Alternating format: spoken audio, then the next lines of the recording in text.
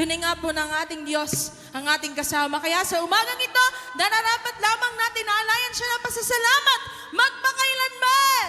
Kaya sa oras na ito, malaya tayong pumalakpak, malaya nating itaas ang ating mga kamay, malaya tayong umawit sa ating Diyos sa buhay.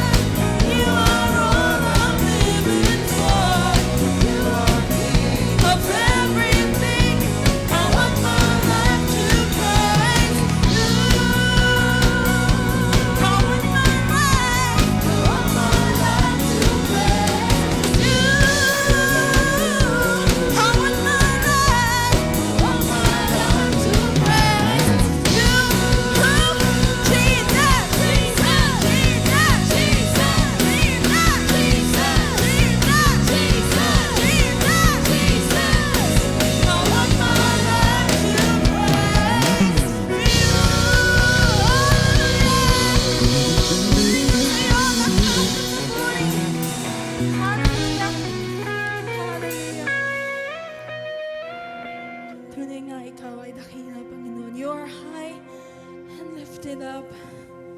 At ang aming kaluluwa ay umaawit ng hallelujah.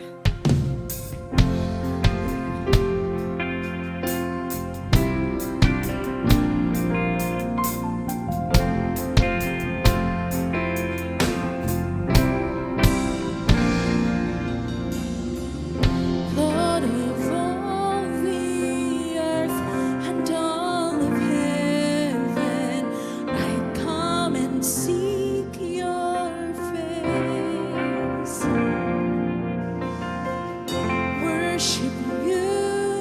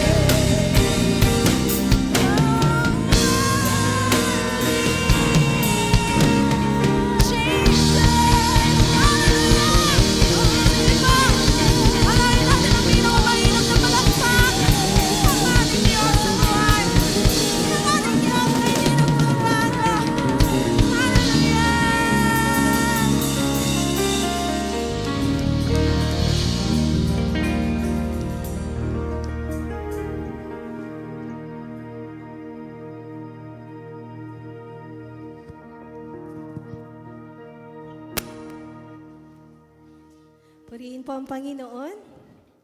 Hallelujah. Maraming pong salamat sa atin pong worship team, sa kanila pong pangunguna sa ating pagsamba sa umagang ito. Ang Diyos po ang magpala sa bawat isa sa inyong lahat. Ayan, isang magandang umaga po sa bawat isang naririto ngayon. Gayun din po sa ating mga kapatid na nasa online. Hello po. Hello everyone. Kumusta na po kayo? Kumusta po inyong isang linggong nagdaan? Mabuti naman po. Hallelujah. Nawa po tayong lahat ay nasa mabuting kalagayan.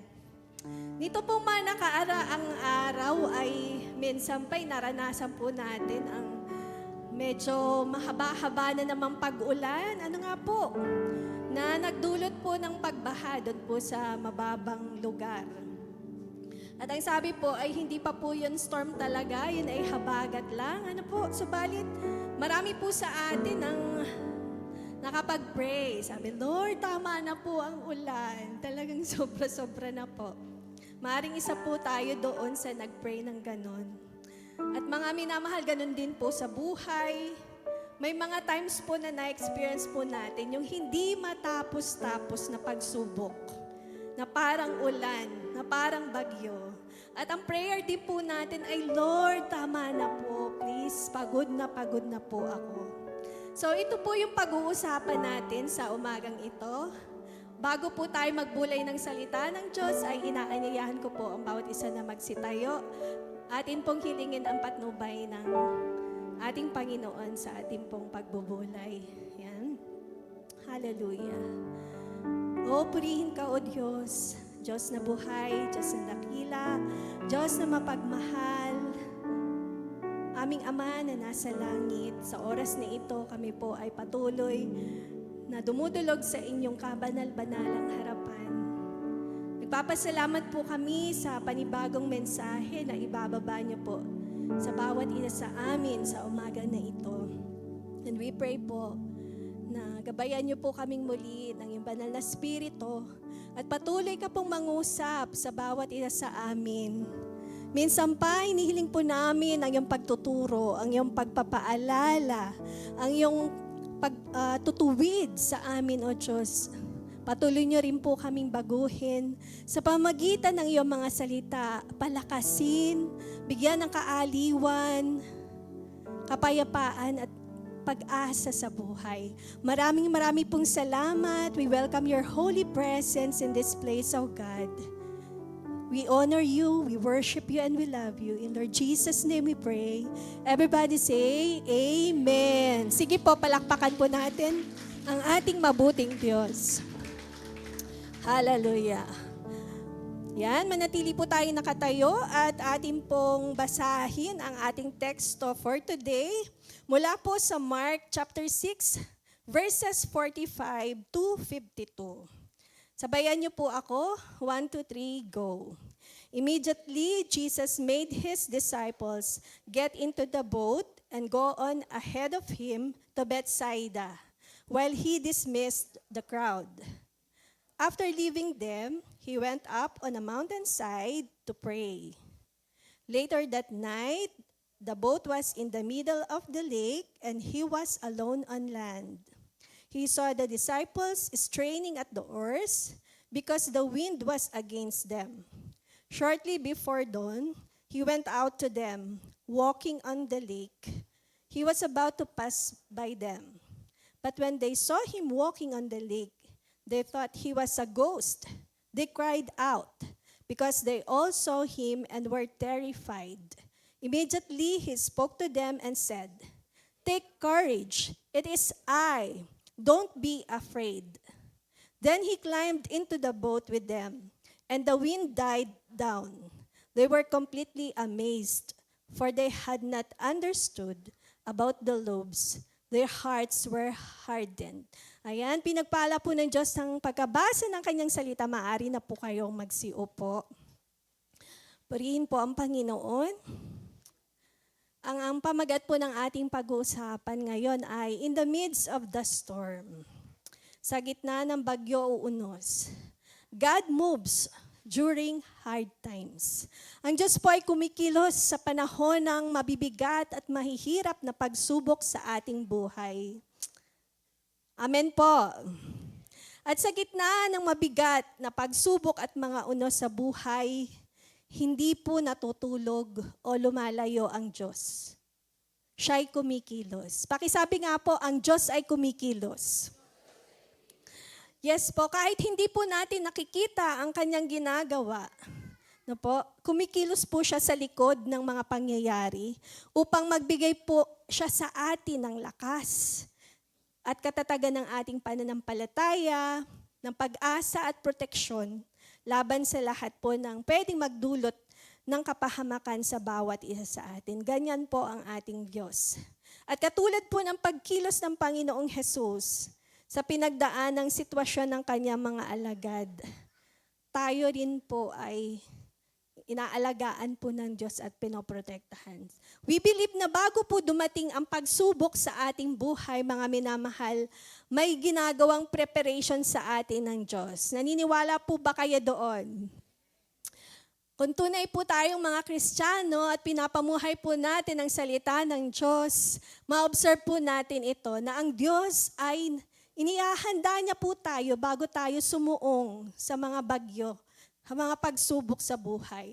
Kung gaano katindi yung paparating na bagyo, ganun din po katindi yung paghahanda o preparation sa atin na ginagawa ng ating Diyos. Maaring sa oras na ito po, yung iba ay hindi masyadong, kumbaga ay okay lang naman ako ngayon kasi smooth ang sailing ng buhay ko. Pero ang sabi po, just wait. Pakisabi nga po sa inyong katabi, just wait. Kasi sa panahong hindi natin ine-expect, dumarating po ang problema, dumarating ang pagsubok. Hindi po siya nagpapa-appointment. Tama po ba? Kaya napakahalaga na ang bawat Kristiyano, ang bawat isa sa atin po ay may awareness. Sabi nga po, ligtas ang may alam.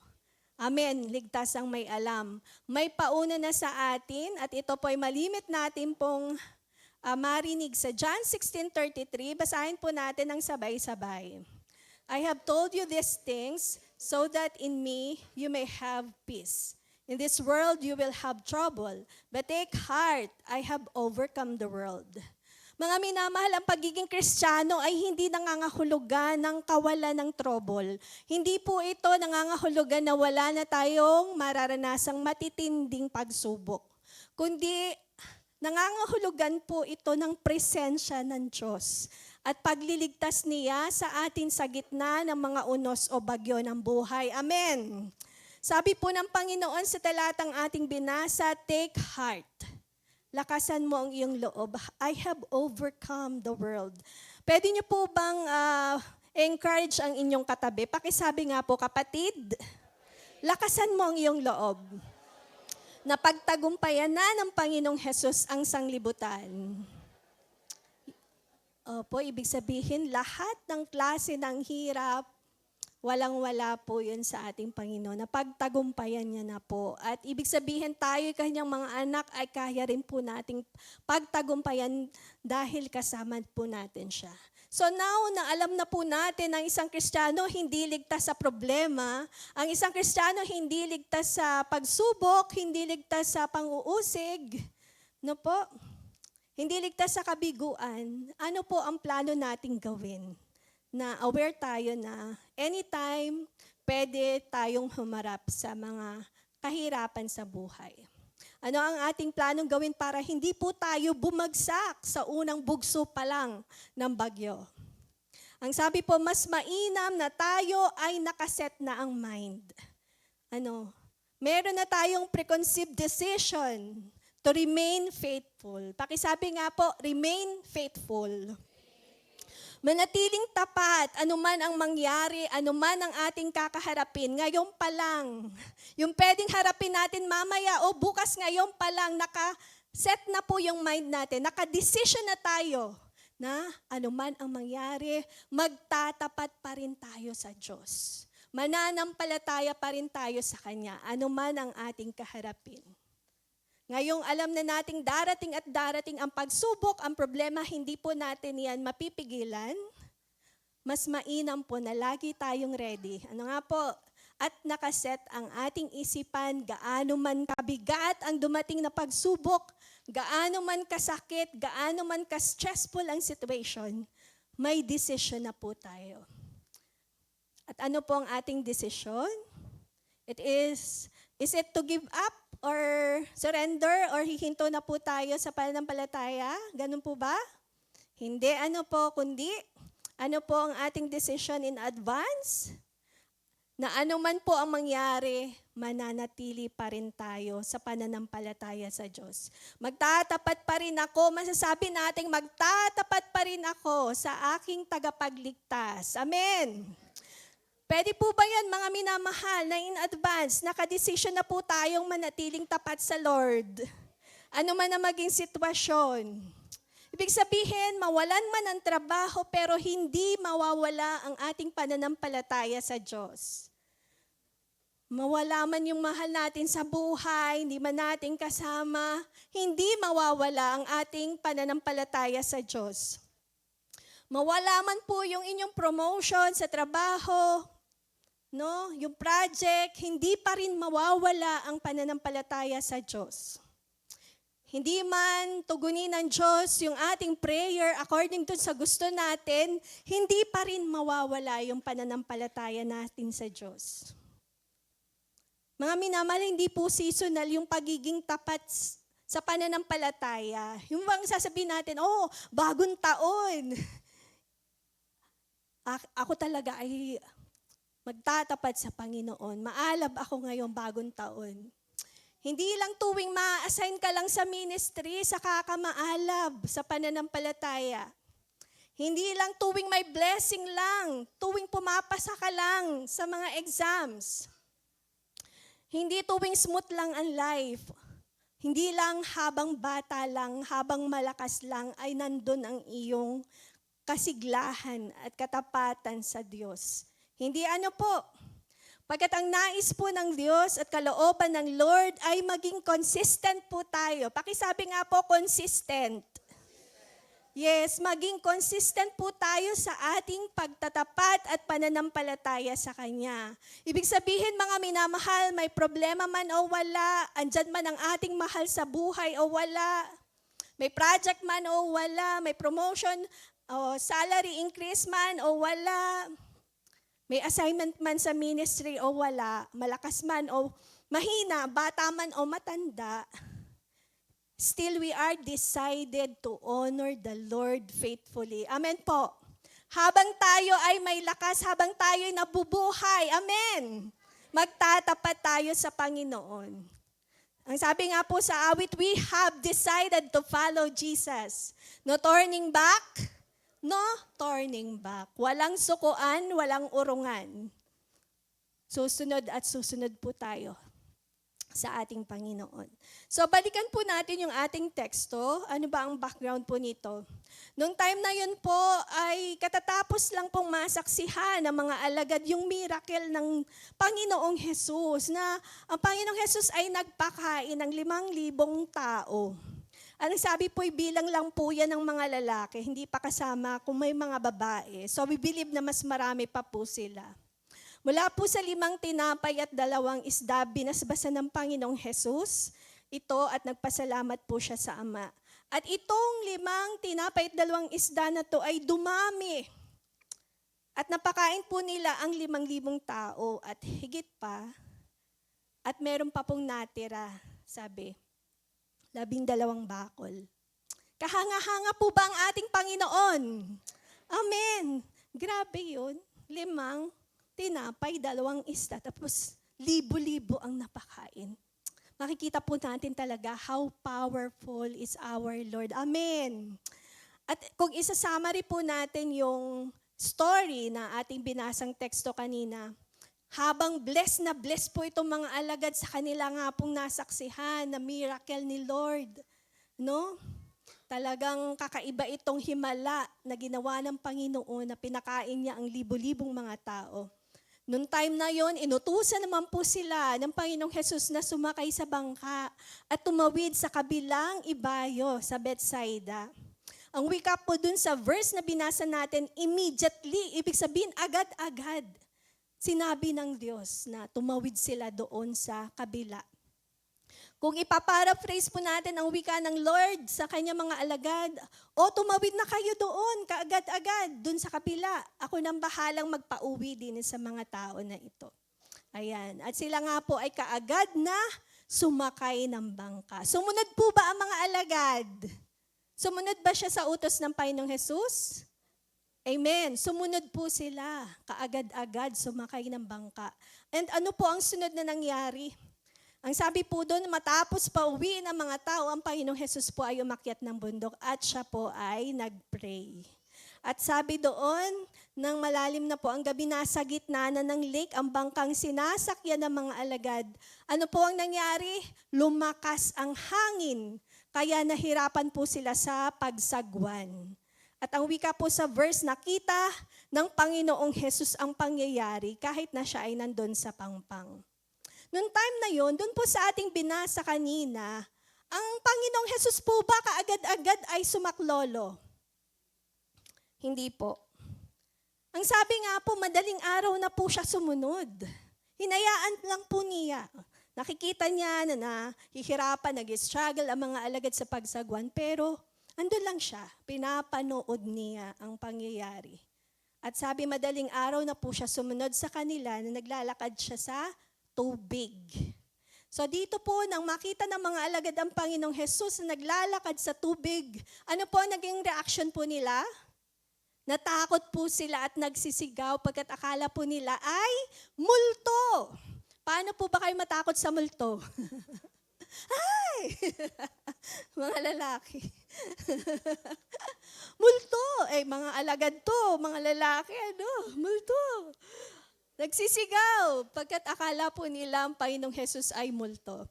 Pero, kaagad na nagsalita po ang Panginoong Hesus, ang sabi niya, huwag kayong matakot, ako ito. Lakasan ninyo ang inyong loob. At nang siya po ay sumakay na dun sa bangka, anong nangyari? Pumayapa ang hangin. At lalo pong na-amaze itong mga alagad. Wow! Grabe, magkakasunod na miracle. Ano po? Kumbaga, hindi pa nga po nila nauunawaan yung naunang miracle sa pagpapakain po dun sa 5,000 people. Ngayon naman, heto't lumalakad po ang Panginoon sa tubig. Tapos, pinayapa pa ang hangin. Nung time na yun, ang mga alagad po ay, kumbaga, ay bago pa lamang. Mga baguhan pa lamang. Mabagal pa po yung development ng faith nila at mabagal pa rin po yung pangunawa nila sa mga spiritual na bagay.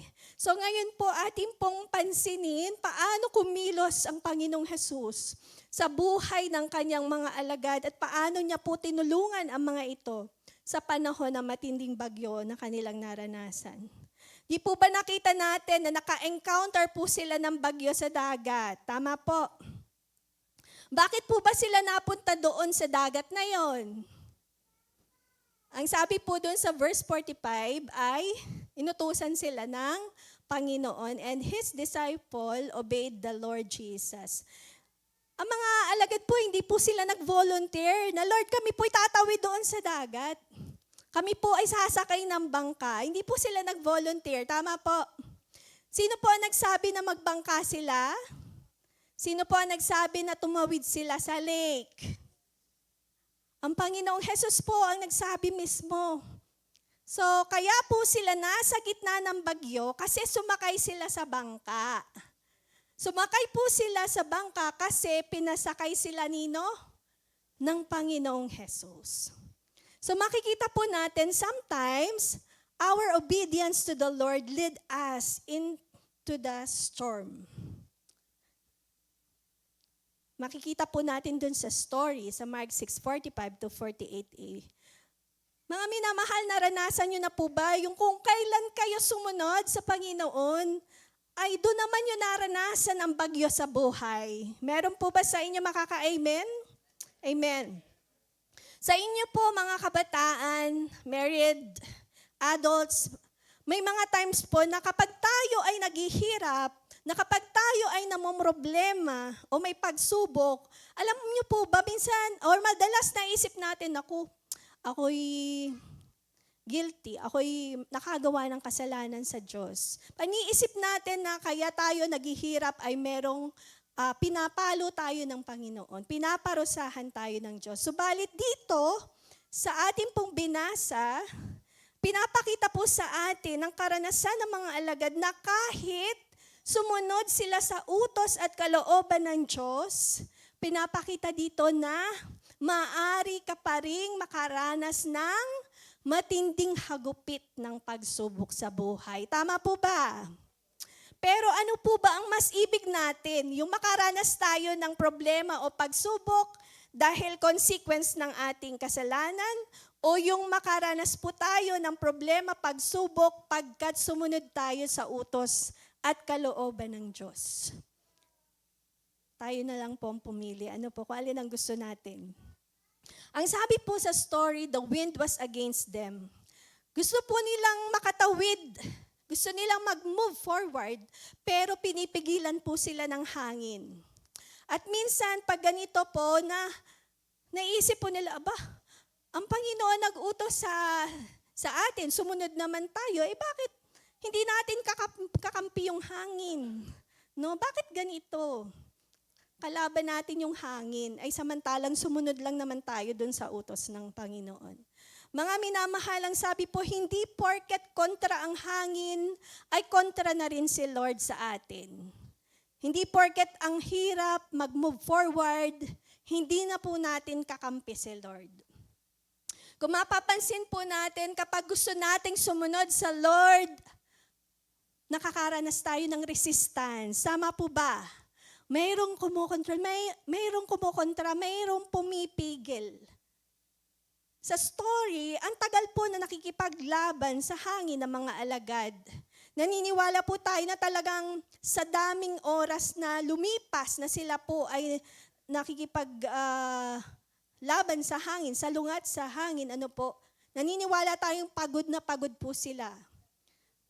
Dahil sa physical torture and exhaustion. Amen po. Pero ganun pa man, eventually, ang sabi po, ay nakatawid naman po sila. Nakatawid din naman po. Kaya lang, mabagal. Kaya hindi po porket mabagal ang usad natin, ibig sabihin ay wala na tayo sa kalooban ng Panginoon. Minsan nga po mga minamahal, mas mabagal ang usad dahil dun sa spiritual resistance. Ang sabi po ay, ito po ay indikasyon na nasa kalooban tayo ng Lord. Ranas niyo po ba yun? Na gustong-gusto niyong umusad, gusto niyong makarating agad dun sa gusto niyong ma-achieve, pero hindi tayo i-allow na maging mabilis yung process. May iba nga po mga kabataan, 36 na ako. Ba't hindi pa dumarating yung aking dawan? Wala pang nanliligaw sa akin. Ang bagal. Isa naman, 5 taon na ako sa college. Kailan pa ako makakagraduate? Ayun. Yung ibang nagwo-work, 10 taon ako dito sa company na are. Hindi pa ako ma-promote. Ito kaya ay kalooban ng Diyos. So, sometimes, ang sabi po, it's because of character over comfort. Minsan, inaalaw ni Lord na maging mabagal, nating marating yung achievement, pagkat ang Lord, meron po siyang dinedevelop something in us. Meron po siyang gustong mangyari sa atin. Amen. Bakit ganun si Lord? Pagkat ang Lord po, hindi lamang po siya concerned na yung mapasaya lang po tayo. Siyempre, gusto ng Lord na maging masaya po tayo, pero mas concerned po siya dun sa ating character. Pakisabi nga po, character. Opo. Dahil habang dumadaan po tayo sa process, mahirap man, mabagal man, pero natututo naman po tayo. May magandang resulta sa huli.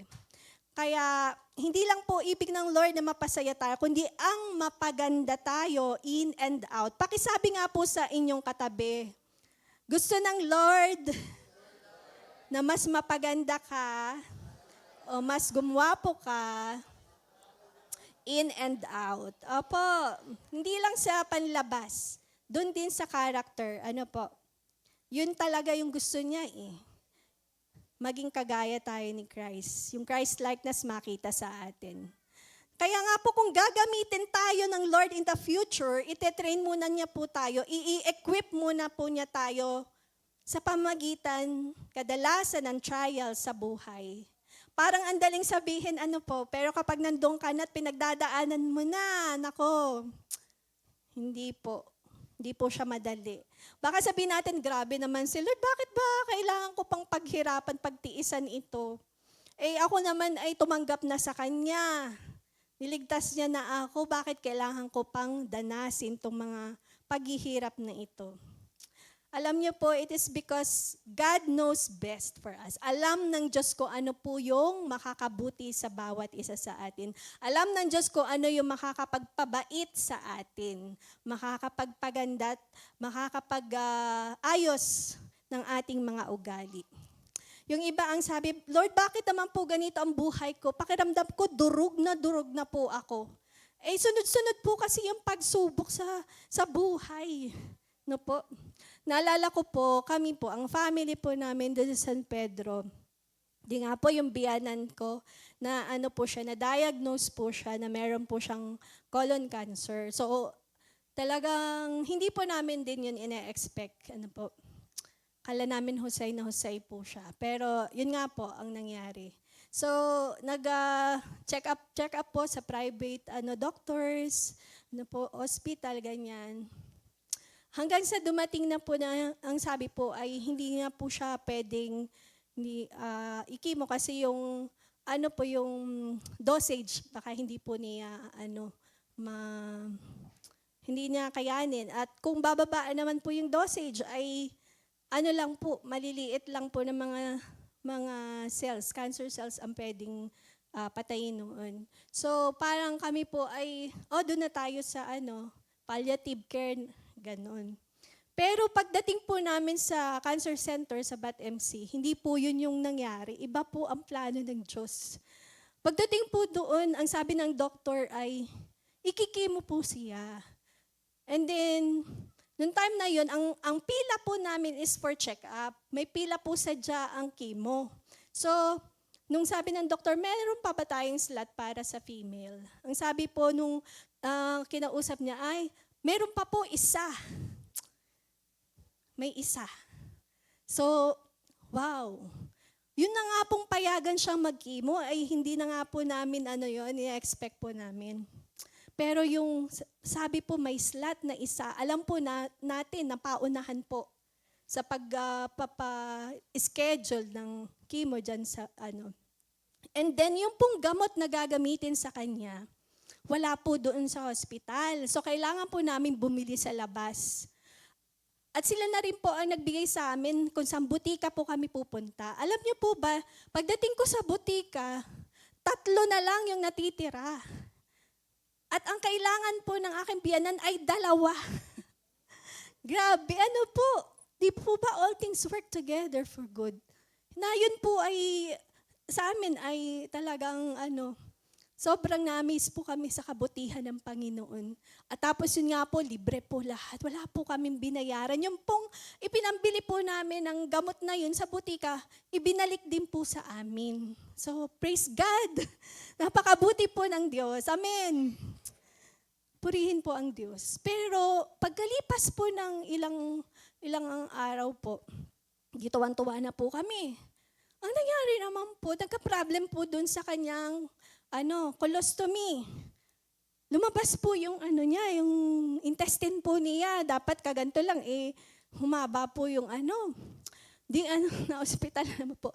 Alam niyo po ba yung pakiramdam na ang saya-saya niyo na, tapos bigla na namang naudlot na panibago na naman tong pagsubok na ito. Hindi na po talaga namin na-expect kasi husay na husay naman po siya. Wala po siyang ibang nararamdaman, walang masakit o man. Pero nakita niya po nung naglinis siya, ganun po ang nangyari. So ganun pa man po, purihin po ang Panginoon na confined po siya, Naayos po yun. Sa operating room pa nga po, na-confine po siya. At naka 3 days din po. At salamat po sa Diyos. Ang Diyos po ay natin ay mabuti, siya po yung nag-supply, nag-provide po ng pambayad. Purihin po ang ating Panginoon. Sige po, palakpakan natin ang Panginoon. Totoo po, hindi po tayo makakaiwas. Sabi ko nga po kanina, ang pagsubok hindi nagpapa-appointment. Kaya dapat aware po tayo at laging handa. Amen. Naka-mindset tayo na ano man ang mangyari, hindi pa rin tayo bibitaw sa Panginoon. Pagkat ang ating Diyos kailanman hindi po tayo binibitawan at hindi niya po tayo pinababayaan. Akala lang po natin minsan wasak na tayo, pero He is not destroying us. He is shaping us. He is preparing us for our next season. Kasi mas matindi po yung labanan sa next season. Parang nagle-level up din po eh. Level up yung pagsubok, level up din. Gusto ng Lord, level up din yung faith po natin. Ang goal ng Lord, magtagumpay tayo. Kaya ang instruction po sa atin ng Lord, pagtiisan po natin ang pagsubok sa ating buhay. Pagtsagaan natin hanggang sa makamit natin ang tagumpay. Ang sabi po sa James 1:2-4, mga kapatid, magalak kayo kapag kayo'y dumaranas ng iba't ibang uri ng pagsubok. Dapat ninyong malaman na nagiging matatag ang inyong pananampalataya sa pamamagitan ng mga pagsubok. Amen. Grabe, magagalak, may pagsubok na nga, pero may purpose pala. Pinapatatag nito yung ating pananampalataya. Kaya magpasalamat tayo sa Panginoon. At ang sabi pa, dapat kayong magpakatatag hanggang wakas. Bakit? Upang kayo maging ganap at walang pagkukulang. So, ang pagsubok, sinasabi ditong magpakatatag tayo hanggang wakas. Ibig sabihin, meron at meron pa rin tayong ma-encounter na pagsubok habang tayo ay buhay. Amen. Wala pong sinabi din magpakatatag ka hanggang 1 taon lang, 2 taon. Hindi po. Hanggang wakas. Nandito po tayo sa lupa, kaya yung journey natin talagang expect na po natin na sa ating journey, marami pong challenges. Kung natatandaan niyo po si Joseph the Dreamer, doon po sa Genesis chapter 37 hanggang chapter 41, ang sabi, he endured years of betrayal sa kanya pong mga kapatid, slavery and false imprisonment. Alala niyo po, tinapon po siya ng kanyang mga kapatid sa balon na walang tubig. Tapos pinagbili po siya nung may dumaang merchants at naging alipin po siya doon sa Egypt. Nakulong din po siya ng walang kasalanan. So, masasabi po natin na ito ay slow hammering process. Parang minamartilyo ng unti-unti na nagfo-form po sa kanyang character para mas maging maganda. Bago po siya itinaas ng Diyos at naging governor sa Egypt, hindi madali ang kanyang pinagdaanan, ang daming pagsubok, problema, pero naging maganda po ang resulta. Sumunod po ba at naging tapat si Joseph sa Panginoon? Opo, pero sa kabila ng pagsunod, dumaan pa rin po siya sa hirap. So mga kapatid, hindi lang po tayo, hindi lang po sa atin nangyayari to, na tayo sumusunod sa Lord, but then meron pa rin pagsubok. Maging yung mga nauna na sa atin, na mga lingkod ng Panginoon, dumaan din po sa ganong proseso. Sumunod sila sa Panginoon, dumaan pa rin sila sa hirap, maraming tiisin. Ngunit at the end ay, ang nangyari po doon, si Joseph, siya po ang ginamit ng Lord para maligtas po yung kanyang pamilya at yung pong bayan ng Diyos, ginamit siya ng Diyos upang iligtas at pangalagaan ng kanyang bayan. At si Daniel din po, kung maalala niyo po, sa Daniel chapter 6, nangyari din po kay Daniel, yung sumunod po siya sa utos ng Diyos. Huwag pong mananalangin sa ibang Diyos o tao, maliban sa Diyos ng Israel. Yun po ang sabi ng Lord. Huwag kang sasamba sa ibang Diyos o sa tao o sa anuman, kundi sa Diyos lang, tunay na Diyos. At dahil po sa kanyang pagiging tapat sa pagsunod sa utos ng Diyos, ang nangyari po, na break po niya yung batas doon po sa lugar na kinalalagyan po niya. Ang parusa po tinapon po siya sa yungib ng mga gutom na leon. Ganun pa man, ano po ang magandang nangyari? Sumunod siya, pero tinapon pa rin siya, no? Hindi siya nailigtas doon sa pagkatapon, sa parusa na yon. Pero anong nangyari? Prinotektahan po siya ng Diyos at pinatikom ang bibig ng mga leon. So dahil doon, maging yung Haring Darius po ay humanga sa Diyos ni Daniel, na Diyos din po natin. Amen! Kinilala niya na ang Diyos ni Daniel, na Diyos din natin ngayon, ang siyang tunay na Diyos, na karapat dapat pong igalang, sambahin, at paglingkuran. Kaya mga minamahal, sa time ng matitinding pagsubok sa buhay, alalahanin po natin ang sabi ng Panginoong Hesus. Magkaroon tayo ng kapayapaan, huwag tayong matakot, lakasan po natin ang ating loob pagkat napagtagumpayan na niya ang sanlibutan. Amen! Nakita po natin sa story, the Lord Jesus sees our struggles in difficult or hard times of our life and He is never late. Doon po sa Mark 6:48b. Ang sabi po, the Lord Jesus is never late. Hindi po nahuhuli ang Panginoon.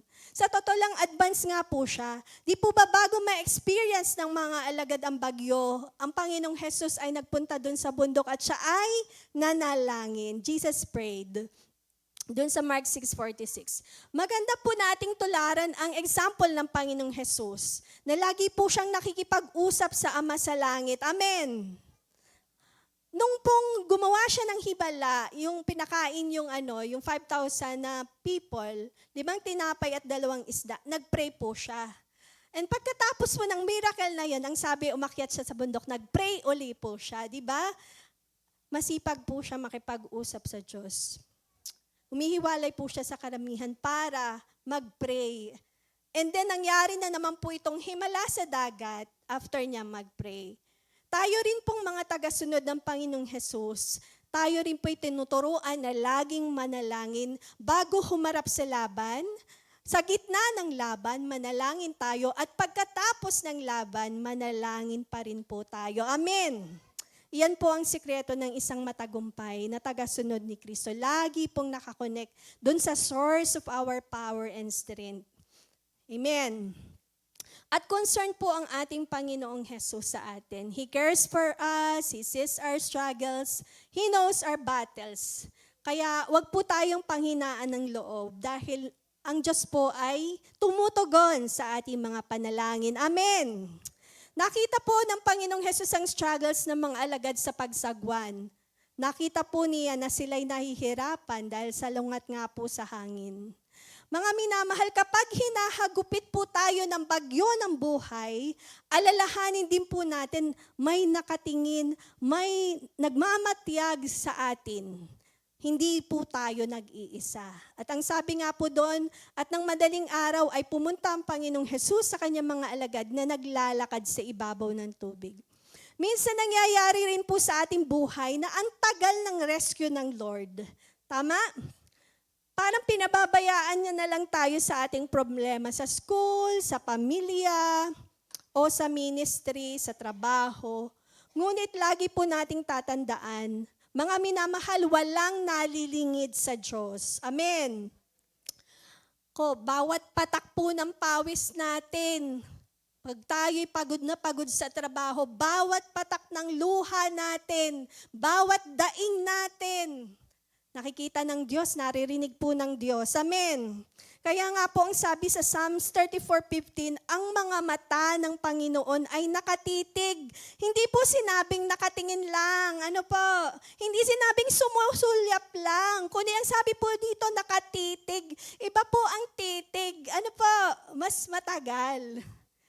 Nakatitig sa mga matuwid at ang kanyang mga tainga ay nakikinig sa kanilang daing. Mga minamahal, hindi po mali ang dumaing sa Diyos. Gusto po ng Diyos yun, na tayo'y open sa Kanya. Kung kaya magtiwala po tayo, darating po siya sa tamang oras, in His perfect timing, hindi maaga at hindi rin po huli. Naalala niyo po ba si Hagar doon sa disyerto sa ilang?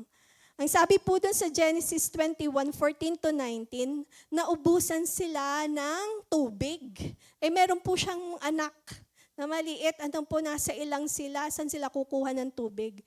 Kaya umiyak siya dahilan sa kawalang pag-asa. Para bang mamamatay na yata kami dito. Subalit, ang sabi, narinig ng Diyos ang kanilang iyakan at binuksan ng Diyos ang kanyang mga mata upang makakita ng balon ng tubig. Sa disyerto, may balon ng tubig. Provision ng Panginoon. Sila po'y nakainom. God provides. Amen! Ang Diyos po ay nagpo-provide. Siya po ay tumutulong. Ganon din po sa bawat isa sa atin sa kasalukuyang panahon. Ang Diyos ay hindi nagbabago. Siya pa rin po yung Diyos na nagsusupply ng pangailangan ng sino mang lumalapit sa Kanya. Amen. Praise God po. At pangalawa, nakita natin, the presence of the Lord Jesus dispels fear. Dito po sa Mark 6:49-50. So nang makita po ng mga alagad ang Panginoong Jesus na naglalakad sa tubig, inakala nila na ito ay multo. Kaya sila po'y nagiyawan sa takot. Subalit agad silang kinausap ng Panginoon at sinabi, laksan ninyo ang inyong loob. Ako ito. Huwag kayong matakot. Ano ba itong ako ito na salita? Ang sabi po sa Griego, ego eimi. Hindi ko po alam kung ganun nga po yung pronunciation. Pero sa English po, it is I. Hindi lang po niya sinasabing siya si Jesus ang anak ng Diyos. Ginamit niya po yung banal na pangalan ng Diyos dun sa lumang tipan na the great I am, kung natatandaan nyo. Ako si ako nga. Na ito po ay nagpapakita na siya ang Panginoon na may kontrol sa kalikasan. So dito po, He reveals Himself.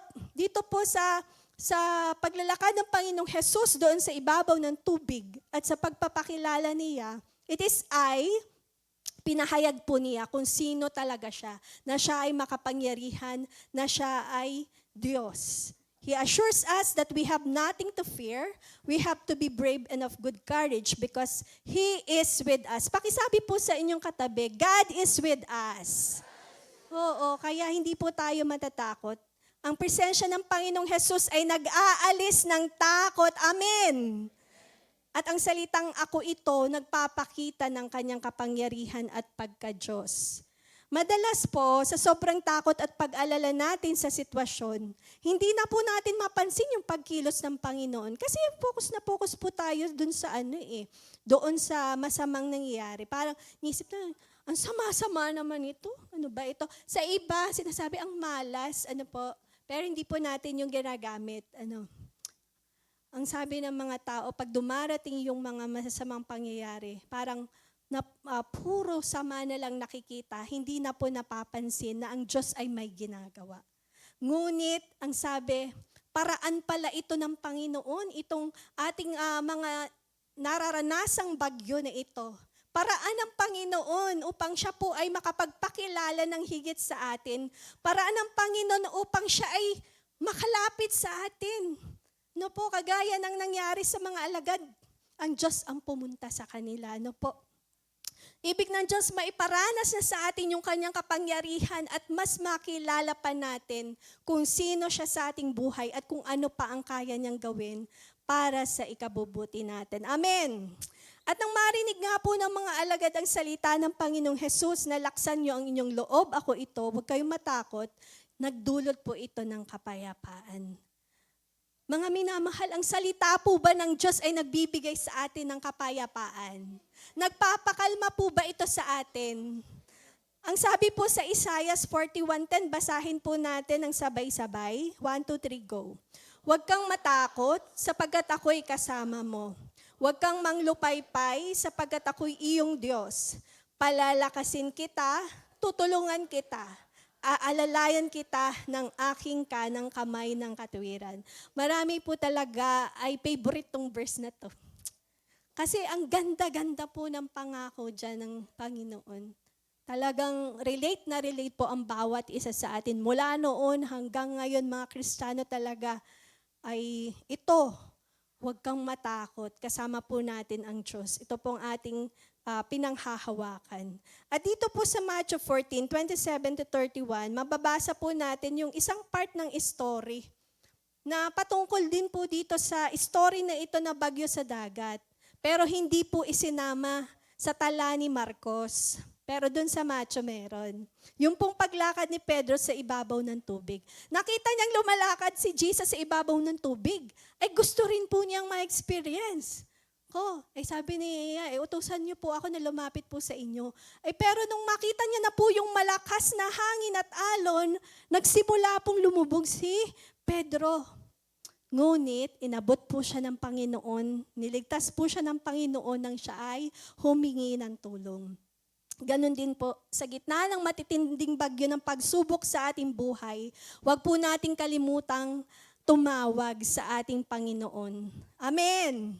Huwag lang po tayong magtuon ng paningin doon sa mga problema, kundi ituon po natin ang ating paningin sa Panginoon na nagpapasakdal ng ating pananampalataya at tutulungan niya po tayo. And then, nakita rin po natin dito yung pagkilos ng Lord. Ang sabi po, the Lord Jesus brings peace. Ang Panginoong Jesus ay nagbigay ng kapayapaan, may dalang kapayapaan. So sumakay po ang Panginoong Jesus sa bangka kasama ng mga alagad at ang sabi po, agad na huminto ang malakas na hangin. At sila'y lubhang napatulala at namangha sa kanyang kapangyarihan. Kaya mga kapatid, kapag pinapasok natin ang Panginoong Hesus sa ating buhay, kapag pinapasok natin ang Panginoong Hesus sa ating pamilya, nagkakaroon po ito ng tunay na kapayapaan. Kahit ganoon pa rin kalaki yung problema, iba kapag kasama natin ang Panginoon. Amen! Amen! Sige po, palakpakan natin ang Panginoon. Napakalaking iba na kasama natin ang Panginoong Hesus kesa walang Kristo sa ating buhay. Kaya nga ang pangako ng Diyos at utos sa atin, huwag kayong mag-alala sa anumang bagay. Sabi sa Filipos 4:6-7, kundi sa lahat ng bagay sa pamagitan ng panalangin at daing na may pagpapasalamat, ay ipaalam nyo ang inyong mga kahilingan sa Diyos. And then, pagkatapos nating makahingi ng lahat-lahat ng kahilingan natin sa Diyos, ano po ang mangyayari? At ang kapayapaan ng Diyos na higit sa lahat ng pag-unawa ang magbabantay sa inyong mga puso, sa inyong mga pag-iisip kay Kristo Jesus. Alam niyo po, hindi ito yung peace na pansamantala na ino-offer ng sanlibutan. Ito po yung inner peace. Pakisabi nga po, inner peace. Ito po yung peace na hindi affected ng bagyo o mga pagsubok sa buhay. Ito po yung inner peace na nananatili, hindi umaalis. Dahil ang Panginoong Jesus, ang Holy Spirit na nanahan sa atin, tama po, yung peace na dala ng Panginoong Diyos sa atin, hindi siya nawawala kahit gaano kalaki ng pagsubok ang ating nararanasan. Ito yung bigay sa atin ng Panginoon, yung peace na nanggagaling talaga sa Kanya. Ito yung peace na nakakaawit tayo ng papuri sa Diyos kahit na may pagsubok. Ito yung peace na nakakapaglingkod pa rin tayo sa Diyos kahit may bagyo. Ito yung peace na naipagpatuloy pa rin natin ang ating buhay na nagbibigay tayo ng kaluguran sa Diyos sa kabila ng hirap at tiisin. At yan po yung goal ng Lord sa kanyang mga anak. Na tayo po, ano man ang mangyari, maging tapat po tayo at maging matatag sa ating pananampalataya sa Kanya. Kahit na may kahit pa. Amen! At yung kapayapaan ng Diyos ay sa atin po sapagkat kasama po natin siya. Mga minamahal ng ang Panginoong Jesus po ay nag-struggle in finishing His mission. Doon po sa Garden of Gethsemane, nagpe-pray po siya sa Ama. Sabi niya, maaari po bang hindi ko napagdaanan ang paghihirap na ito? Pero hindi po doon natapos. Ang sabi niya, but not my will, but yours be done. Dito po ay sinasabi ng Panginoong Jesus yung tunay niyang nararamdaman. Hindi po masama na magsabi tayo ng totoong nararamdaman natin sa Diyos. Ano nga po? But ang sabi niya, not my will, but yours be done. Not my desire, not my decision. Yun ang sabi niya sa Ama. Ang mahalaga yung kalooban niyo po. Ang sabi niya, kung yung pinagdadaanan ng Panginoong Hesus sa oras na iyon ay bagyo, parang sinasabi niya po na kung ibig niyo po na ito'y aking pagdaanan, susunod po ako. Pero bigyan niyo po ng lakas. kung hindi nyo po mapapahinto ang bagyo na ito. Di po ba pwede pala tayo magsabi ng ganun sa Lord? Lord, gusto ko pong alisin niyo po itong bagyo na ito, pero kung ano po yung kalooban nyo. Kung hindi nyo po ito papahintuin, bigyan nyo po ako ng lakas. Amen. Bigyan niyo po ako ng lakas. Dagdagan niyo lang po yung lakas ko, yung patience ko, yung pagtitiwala ko sa iyo. Tulad po ni Apostle Pablo, bago po niya nasabi yung katagang, I have fought the good fight. I have finished my race well and I have kept my faith. Matindi po yung pinagdaanan niya. Habang naglilingkod po siya at habang sumusunod po siya sa Panginoon, alam niyo po ba, merong thorn in the flesh si Apostle Pablo. Tinik sa laman. Sinasabi ng iba na ito po ay sakit, karamdaman. Ano po? Pinag-pray niya 3 beses, pero na-deny po siya. Ang sabi ng Bible, hindi pinagbigyan yung request niya. Subalit, ito pong tinik sa laman na ito na kanyang tinitiis, ginamit po ito ng Lord para patatagin po si Apostle Paul. Ano po? Kaya si Apostle Pablo na dininay ni Lord, siya rin po yung nagsabi sa huli na, I have fought the good fight. I have finished the race. I have kept my faith. So ibig sabihin yung thorn in the flesh na inalaw ng Lord sa buhay ni Apostle Pablo, hindi po siya nakasama, nakabuti pa po siya para masabi niya sa huli, I have fought the good fight. I have finished the race. No po? Ang sabi itong thorn in the flesh ay pamalo ni Satanas para hindi po siya magyabang. At itong tinik rin pong ito ang tumulong kay Paul para manatiling nakadepende siya sa Lord. Mga minamahal, bakit po ba inaalaw ng Lord na dalhan po tayo ng tinik sa laman?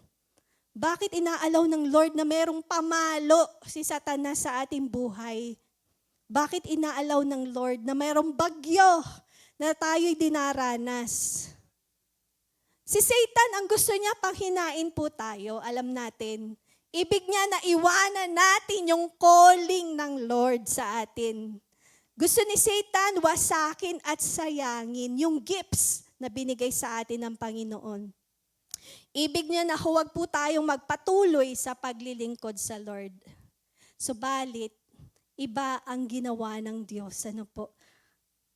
Kay Satan, masama yung kanyang masama yung layunin at intention niya. Pero ang Diyos, inaalaw itong mga bagyo, tinik sa laman na ito, sa ikabubuti natin. Kasi still nandun ang Diyos, nakaagapay sa atin habang pinagdadaanan po natin yung bagyo na yon. Kaya nga mga minamahal, anumang matinding bagyo ng buhay, ang meron ka po ngayon, keep your faith to God. Amen. Keep your faith, anuman ang mangyari po sa inyo. Keep your faith kahit may financial difficulties po tayo. Keep your faith kahit may fear ka sa pagkuha ng board exams. Keep your faith kahit parang nawawala ka na sa katinuan minsan dahil sa tindi ng pagsubok. Keep your faith pa rin. Kahit may cancer ka pa. Keep your faith. Amen. Ingatan po natin yung ating pananampalataya sa Diyos. Ingatan po natin yung ating testimony. Amen. Huwag po tayong sumuko mga minamahal at huwag nating bigyan ng pagkakataong tawanan tayo ng kaaway. Hindi po tayo patatalo. Amen. Pakisabi nga po sa inyong katabi, kapatid, hindi tayo magpapatalo. We are not supposed to be the victim. We are the victors. Amen. We are the victors. We are more than conquerors. Kaya nang gagawin natin mga minamahal, bangon. Kung kayo po'y nalugmok, bangon, tayo. Na po. For we are the champions in Christ Jesus. Amen po. Tayo po'y tumayo, tayo manalangin. Hallelujah. Purihin ka, O Diyos. Purihin ang iyong dakilang pangalan. Hallelujah, hallelujah.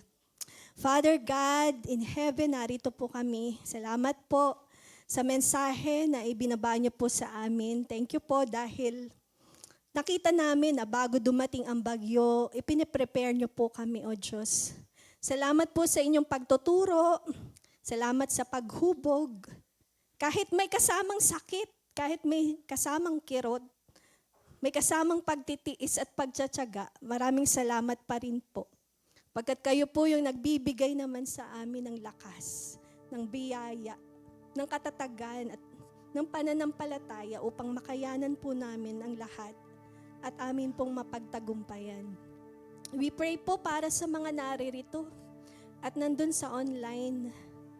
Kung meron man po na pinagdadaan ng matitinding battles and trials, ang iyong mga anak ngayon, tulungan niyo po ang bawat isa sa amin na magkaroon ng lakas, magkaroon ng karunungan at matatag na isipan sa pagharap sa lahat po ng mga ito. Ama, sa inyo po kami napapakupkup at nagtitiwala. Kayo po ang aming matibay na pag-asa at nananalig po kami na hindi nyo po kami pababayaan.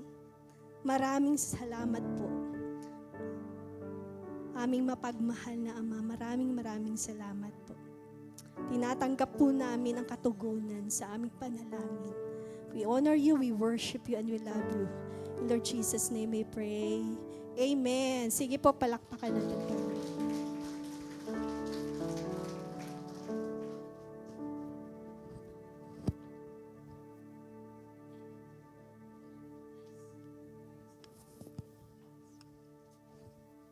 Amen. Praise God. Napalakas po ba tayo ng mensahe ng Panginoon? Opo, at tunay na encouraging. Ano po? Totoo, real talk. Lahat ng tao may bagyo ng buhay. At sa Pilipinas nga po yung literal minsan 4 na sunod-sunod. Ano? At walang makakontrol. Pero salamat po sa kanyang mga pangako, sa kanyang mga salita. Hindi niya tayo iwanan, hindi niya tayo pababayaan. Ano? At tayo nasa winning side, not in a losing side. Ano po, tayo nasa kampo ng mga mananagumpay. Palakpakan nga po natin ang ating Panginoon. Salamat po, Pastor Aning, sa mensahe na galing sa Panginoon. At ito yung ating damdamin sa oras na ito, kaya nating magpasalamat sa Diyos. Amen. Kaya po ba nating magpasalamat sa Panginoon? At itaas ang kanyang pangalan sa ating buhay? Opo, at ito yung pagkakataon, may mga awit nga tayo na when we give it to the Lord. Ano po? Maging masaya tayo na sa ating pag-iikapo, sa ating pagkakaloob. Ito'y sa Panginoon natin ibinabalik. Kasi siya po ang may-ari ng lahat, maging ng ating lakas, maging ng ating buhay. Ang ating lang kasalanan, ang lahat sa Panginoon. Pero purihin, maging ang kapatawaran ay galing sa Panginoon. Kagalingan, kalakasan, kaligtasan, lahat po yan ay mayamang biyaya ng ating Panginoon. Kaya sa oras na ito, awitin po natin, I will give thanks to Thee. At hayaan nating mataas ang pangalan ng Panginoon at pwede nating dalhin ang ating mga tithes and offering sa diwa ng pagsamba. Hallelujah. I will give thanks to Thee, O Lord, among the people. I will sing praises to Thee among the nations. For the steadfast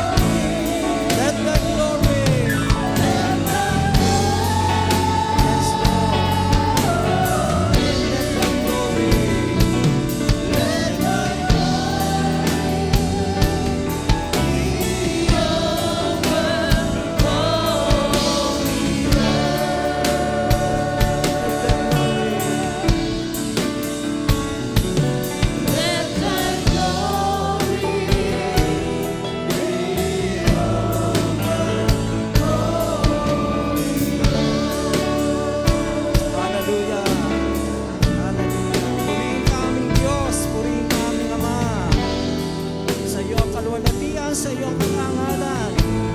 Mataas ang iyong banal na pangalan. Hallelujah. Sige po, bangkitin natin ang papuri, pasalamat sa ating mabuting Diyos. Meron po ba tayong mga tinig? Hallelujah. Hayaan natin mamutawi sa ating mga labi.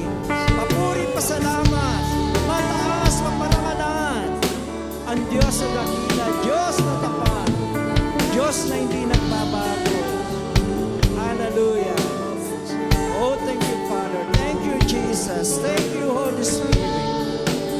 Salamat po na ikaw ang aming kalasang, ikaw ang aming kandungan, ikaw ang aming sanggalang, ikaw ang aming buhay. Hallelujah. Thank you, Jesus. Thank you, Jesus. Ama sa langit, mapagmahal na Ama, maraming salamat po sa inyo pong pagmamahal sa amin. Maraming salamat na ikaw ay Diyos na hindi nagbabago. Opo, at aming mapatotohanan, ikaw ay Diyos na kumikilos. Ikaw ay Diyos na gumagawa sa aming buhay.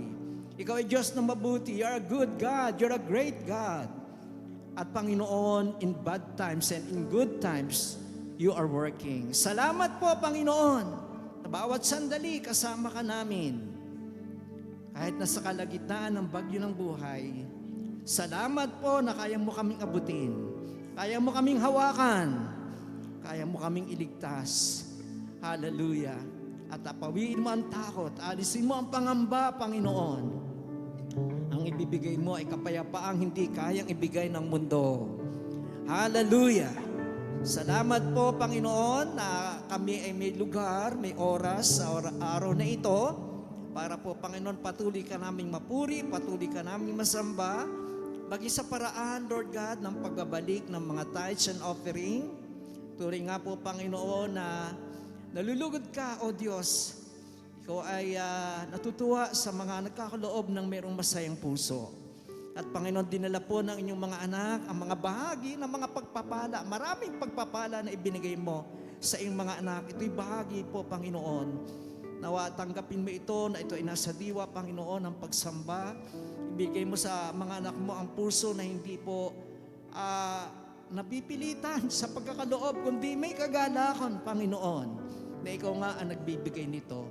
Kaya Lord, gamitin niyo po ang mga tithes and offering na ito, patuloy, Panginoon, na ito ay maging kaparaanan para magamit sa ikalulhati at ikakalaganapan ng inyong pong mga banal na gawain. Mayroon pang makakarinig ng mga mabuting balita ng kaligtasan, nangangailangan magsuko ng buhay sa iyo. At tutulungan mo nga gawain ng mga ministry, Panginoon. Ang mga gawaing makalangit, Panginoon, ito po ay meron pong katuturan, O Diyos. I-multiply mo, Panginoon, maging ang mga pinagkakakitaan ng iyong mga anak. Maraming salamat po. Sa oras na ito, may pagpasalamat namin ang mga trabaho na ibinibigay mo, mga hanap buhay. Salamat po, Panginoon, sa mga bukas sa pintuan ng ipong pagpapala, Panginoon. Salamat sa mga employers, sa mga company, Lord, mga small business, O Lord God, ano man po, Panginoon, na ibinukas mo sa iyong mga anak, ito man ay sa kanila pong opisina, ito man ay private and in public, Panginoon. Maging ang mga kapatiran namin, Panginoon, nag-aalaga, ang mga alaging hayop, maging ito man pagtatani, paghahalaman, Lord, ikaw po ang magpapala, Panginoon. Salamat po, O Diyos, naging mga kapatiran namin niloob mo na makapagtrabaho sa ibang bansa. Panginoon, salamat po na ibinibigay mo ang kakayanan, karunungan upang sila ay magkaroon ng mga mararangal na trabaho, Panginoon. Maging ang mga seamen, Lord God. Salamat po na ikaw nagpo-protect, nagbabantay, nagagabay, Panginoon, maging sa kanilang mga pamilya dito po sa Pilipinas. Maraming salamat sa provision, Panginoon. Maraming salamat na hindi mo pinagkukulang ang inyong mga anak. Ikaw ang aming punong pastol, kami ang inyong kawan.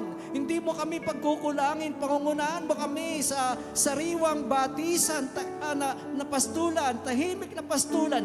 Kaya mong paabawin ang saro ng pagpapala sa iyong mga anak. Kaya maraming salamat po, you're our great provider. Gayon din po, Panginoon, Ikaw ang aming dakilang manggagamot. Maraming salamat, Panginoon, bagamat marami na ang nagiging pangalan ng mga sakit, karamdaman sa panahong ito. Marami babigat na mga iba-ibang mga karamdaman, pero alam namin Ikaw ay higit na malaki kaysa sa aming mga karamdaman. Higit na dakila at makapangyarihan sa aming mga nararamdaman. May mga humihina na sa aming katawan, marami na, pero Lord God, pinalalakas mo naman ang aming pong kalooban. Ng aming pananampalataya ay nakatiwala lamang sa iyo. Kaya salamat po, Panginoon, sa mga kagalingan na ipinagpapala mo pa sa iyong mga anak. Maaaring nandito sila sa harapan o dito sa church, maaaring nasa bahay, maaaring naikinig sila ngayon sa live streaming na ito, maaaring pa nasa paggamutan. Panginoon, hindi po maiksi ang iyong kamay. Kaya po ang abutin ng bawat isa na ngayon po mayroong mga karamdaman. At idampi ang iyong pagpagaling na kamay. Ipadala ang salita ng kagalingan. Kaya mo magligtas, kaya mo magpagaling, Panginoon. Walang mahirap po sa iyo. Maaaring ito emotional, Lord, kaya mo pa rin po ito, Panginoon, papaghilumin at bigyan kami ng mga bunga ng banal na Espiritu, Panginoon. Maging ito'y galit o sama ng loob, kaya mo pa ngayon paghilumin at ibigay ang pag-ibig, pagpapatawad, kahinahunan, Panginoon. Salamat po na wala pong mahirap sa iyo. Nagpapasalamat kami, Panginoon, maging sa mga napagdadaan ng pagsubok, Panginoon. Meron kang magandang dahilan upang makita na ang aming pananampalataya, lalo po itong nagiging tapat, Panginoon. Lalo kami nangahawakan sa iyong mga salita, buhay na salita, mga pangako, Panginoon, upang mahubog ang aming buhay bilang isang mga tagasunod mo. Kaya salamat po, Panginoon, kung ito man ay pagsubok, ito po'y gagamitin mo para patibayin ang pananampalataya ng iyong mga anak. Salamat po sa maraming tagumpay, Ama.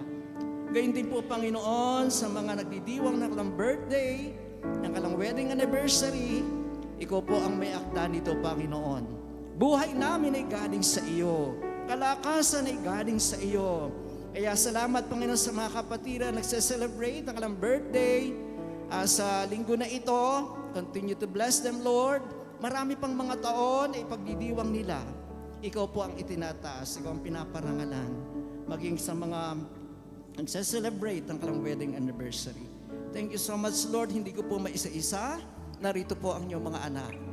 Lumapit po dito sa una, mga kababaihan, kalalakihan, mga bata, Panginoon. Ano man pong edad, maging ang congregation ng Balagtas Bethel Temple. Panginoon, ito po yung itinuro mo na amin pong ipinagpapasalamat.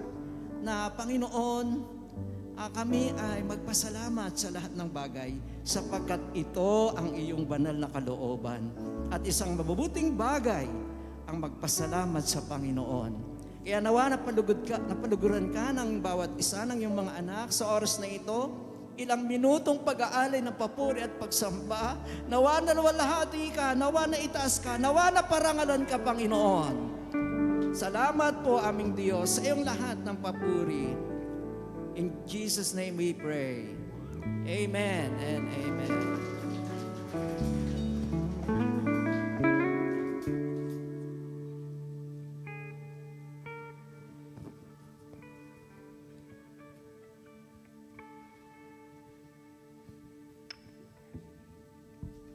Hallelujah! Sige po, tayo po'y muling tumayo. At patuloy po nating awitan ng pasasalamat ang ating Diyos. Hallelujah!